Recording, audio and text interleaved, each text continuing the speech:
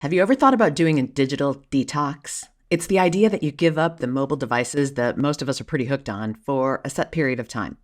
The point is to disconnect from the devices and get reconnected with our real lives and experience our real lives without the distraction of our smartphones. What are the reasons to do a digital detox, and do you need to do one? On this episode of the podcast, I'm going to give you the ins and the outs of digital detoxes and then invite you to take a challenge with me. I'll explain exactly what I'm doing to unhook from my devices, at least a little bit, and invite you to take the journey with me. We'll make it fun and easy, I promise. All right, back in January of this year, Mark Benioff, the CEO of Salesforce, the leading customer relationship management software company, he went on a 10-day digital detox. He disconnected from his screens and his devices. Now, there's an interesting twist to his story. He went to French Polynesia to do this. I don't think that I'm going to get a chance to go to French Polynesia and do mine, and probably neither are you. He went to French Polynesia to do this at exactly the same time his company was laying off 8,000 workers. So, no. I don't necessarily think he was doing a digital detox. I think he was hiding.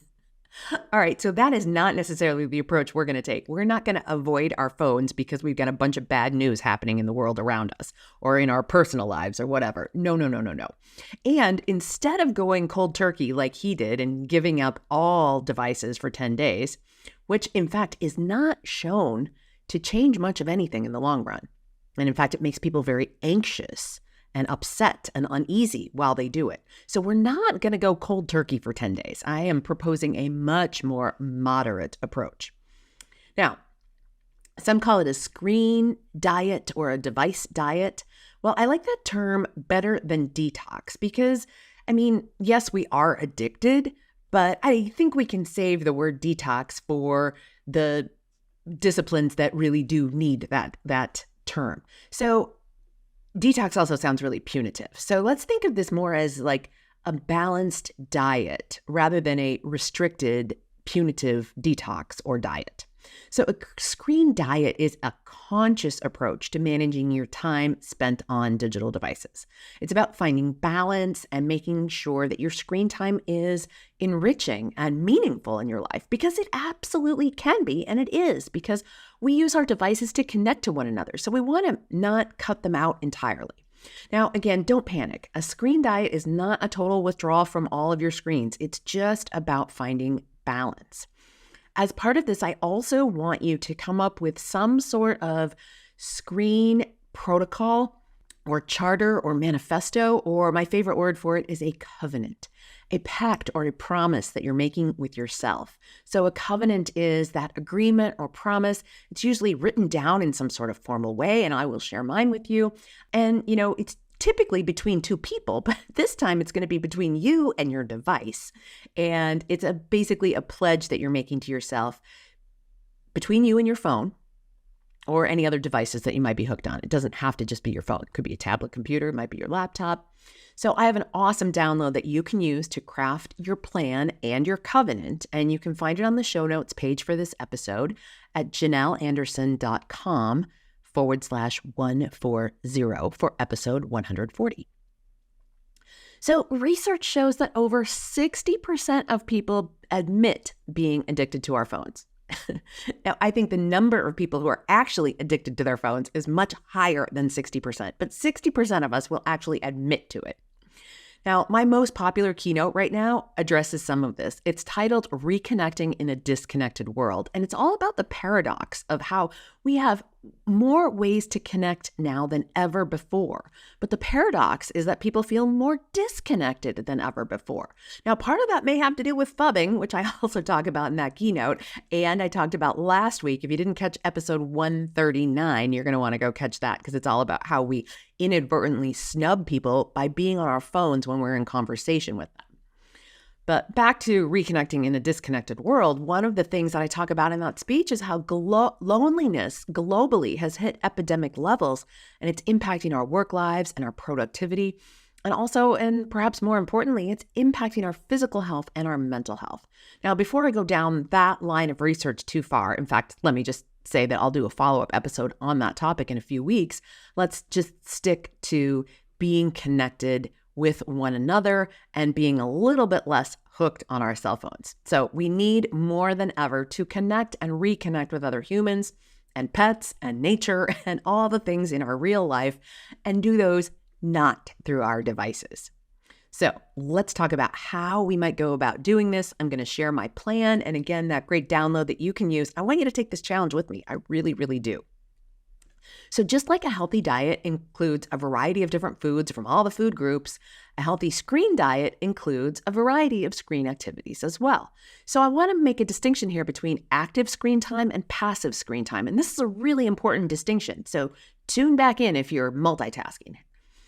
So active screen time is the time spent using screens for learning, creating, connecting with others, doing our work, because so much of our work these days happens on screens. So examples of that include using screens all day long during the workday to get our work done, maybe video chatting with a friend in the evening or a family member, taking an online course, playing a video game with your child, those kinds of things where you're actively engaged and there's usually somebody else involved. So that's active screen time, or you're, getting work done. Now, the distinction here is between active screen time and passive screen time. So passive screen time is time spent consuming content on your screens, such as watching TV, scrolling through social media, watching YouTube, playing a video game alone, just kind of you're a little bit checked out while you're doing that, passive screen time. So too much passive screen time has negative consequences on your physical health and our mental health. It can lead to all kinds of problems. It can lead to sleep deprivation, obesity, anxiety, general disconnection from your life, and more. So we want to get to a place of having a healthy screen diet, one that limits that passive screen time and prioritizes active screen time when we are going to have screen time, and also makes us conscious about when we're spending time on screens. It's also important to take breaks from screens throughout the day and to refrain from using them in bed because it impacts our sleep. And I'll talk more about that in a little bit. So passive screen time is what we're taking on here, not necessarily the active screen time. So I'm focusing my experiment on my mobile devices, so mobile phones, tablets, and the like. I don't tend to lose long periods of time on my laptop. Usually when I'm on my laptop, I am working. So for me, I'm not going to be using my laptop as part of this experiment that I'm doing, but some people do. Some people lose hours and hours of the day on YouTube videos on their laptops and all kinds of other things where they're, again, passively engaged. So it may be that you want to consider whether or not you're going to use your laptop. Okay, so here is the step-by-step process that I am following. And again, you can download the great tool for this from janelanderson.com/140 for 140. So step 1. Take inventory of how much time you spend on social media, email, games, and other apps on your smartphone. So most phones will do this for you. You can go to the settings, and then you can look for something called screen time, or it might be labeled something a little bit different because each device calls it something a little bit different. On my phone, and I use an Android, it's called Digital Wellbeing and Parental Controls. That's one of the main categories right under on my settings. Now, when I go to that digital well-being and parental controls, it pulls up all kinds of great statistics on my phone use. So how many times I've unlocked the phone in the last 24 hours. It pulls up all different percentages of what I'm doing when I'm on my phone, if I'm in texting or if I'm actually on the phone, because I do use my phone to make phone calls. It tells me which apps I'm using. And again, it breaks it all down by percentage. So you're going to want to do that. You might also keep a diary or a log in addition to that, but your phone is already doing this for you. So you might as well just go look at the data that already exists. So we have to look at what we're already doing before we make some changes so that we know where we want to make the changes. Okay, so that's step 1, taking that inventory of how much time you're doing what on your phone. And then step 2 is decide what you want to cut back on. Now, I'm all about moderation. If you find you're losing a couple of hours a day to YouTube or TikTok or Instagram or Facebook, that might be where you start. If you find that you're always hooked on email alerts, whether for work or your personal account, maybe you start there. Or maybe you're like me and you're hooked on word games on your phone. Now, that's where one of the places I need to start. We'll talk more about that when I get into my step-by-step how I'm going to do this. Now, don't get too scared off here. Now, remember, we're just putting some boundaries on the gremlins. We're not eliminating them entirely. So I'm hooked on some word games on my phone. It doesn't mean I don't ever get to play them. I'm just going to cut back on how often I play them and how long I play them. Okay, so step 3 is decide when you want to cut back. Is it on the weekend? Is it late at night or early in the morning? Is it when you're in bed? Now, I mentioned that bed thing. The blue light that's emitted from screens can interfere with sleep, causing disrupted sleep, causing insomnia during the night, and just causing less deep sleep. So eliminating screens before bed is a great place to start. Or maybe it's during time that you'd like to be spending with your family or yourself, doing something that you actually get more enjoyment out of, like reading or exercising or taking up a hobby or just being with other people.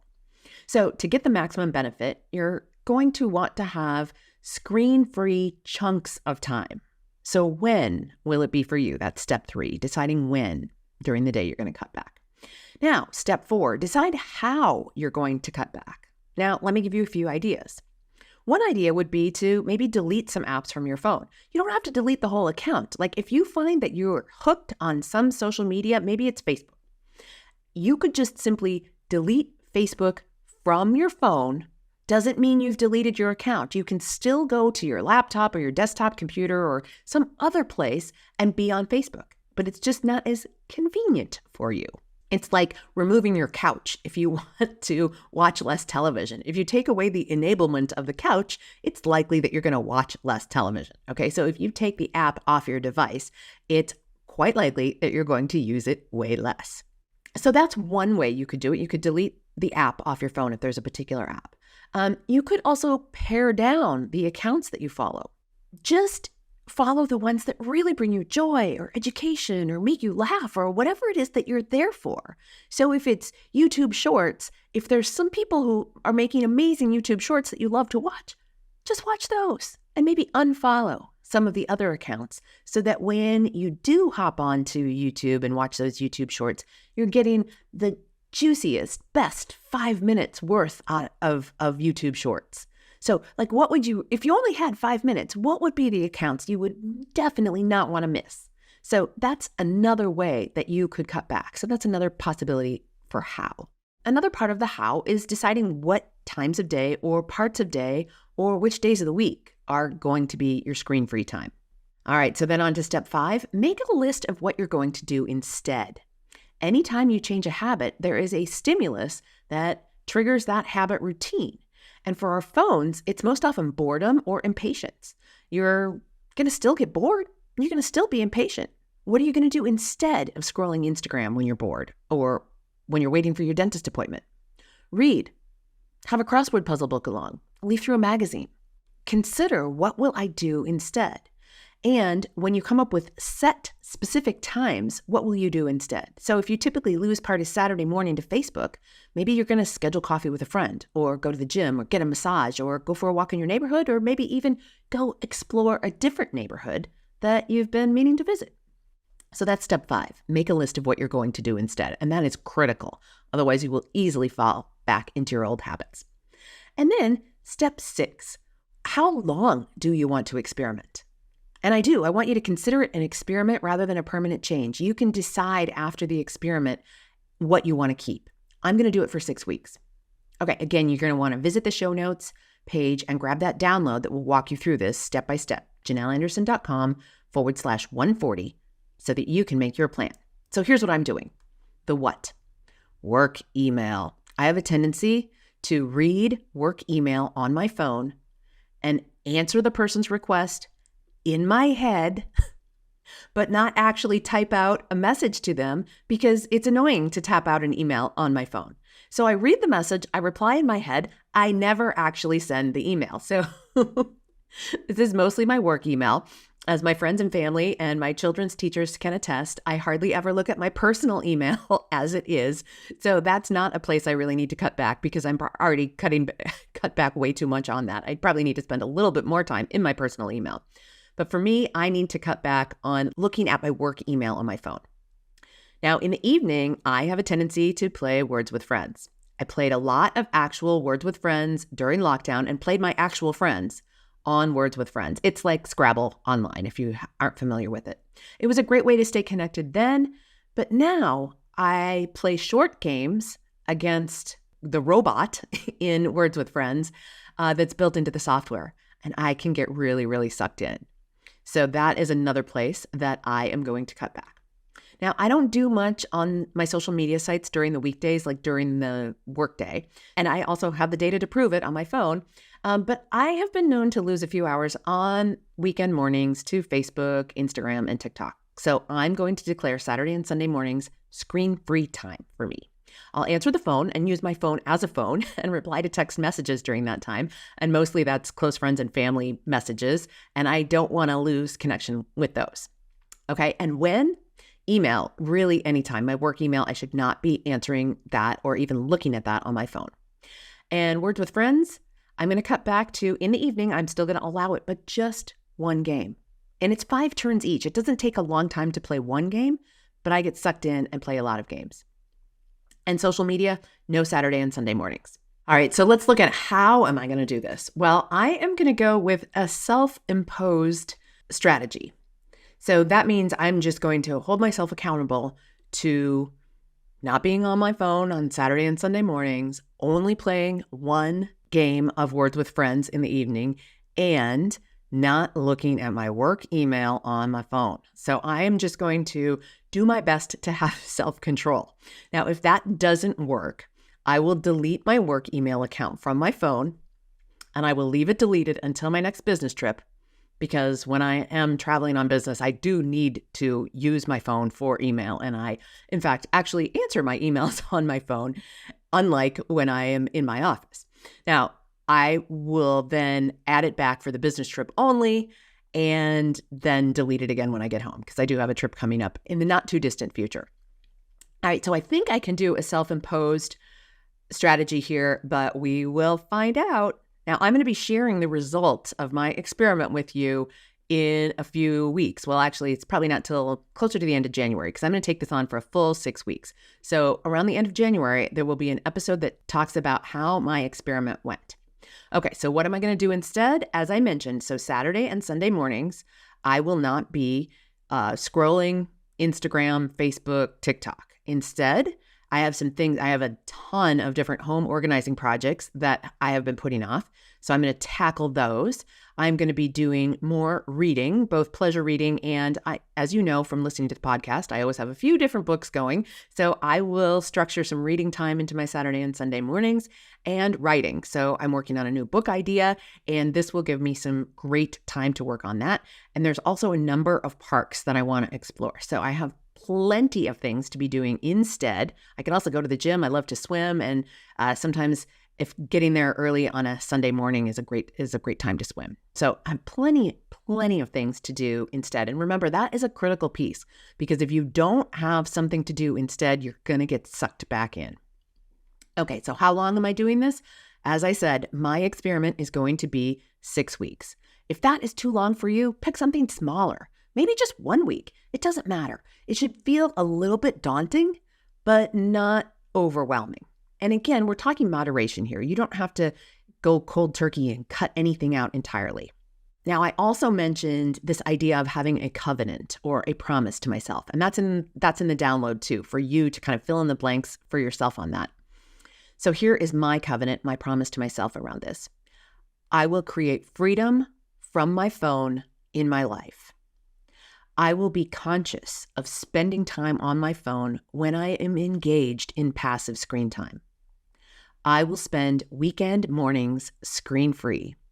I will provide encouragement to anyone who wants to join me on this journey. All right, that is my covenant.